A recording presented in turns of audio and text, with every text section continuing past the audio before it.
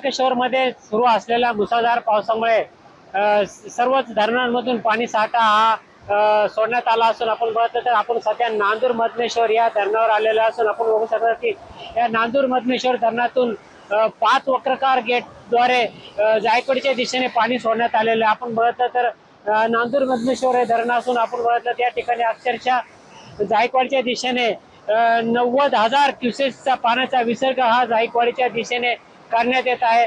आपण बघितलं तर नांदूर मधमेश्वर पाणलोट क्षेत्रामध्ये मोठ्या प्रमाणात पाणी झाल्याने पाण्याचा विसर्ग हा जायकवाडीच्या दिशेने करण्यात येत आहे।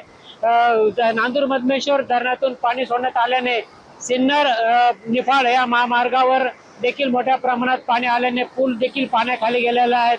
एकूणच बघितलं तर पाण्याची अशीच संततधार सुरू राहिली तर पाण्याचा विसर्ग देखील वाढवण्यात येणार असल्याची माहिती प्रशासनाच्या वतीने देण्यात आली असून एकूणच बघितलं तर आज हा नांदूर मधमेश्वर मधून जायकवाडीच्या दिशेने पाणी हे नांदूर मधमेश्वर धरणातून सोडण्यात आले आहे। नरेंद्र पटाव जे महाराष्ट्र न्यूज नांदूर मधमेश्वर धरण नाशिक।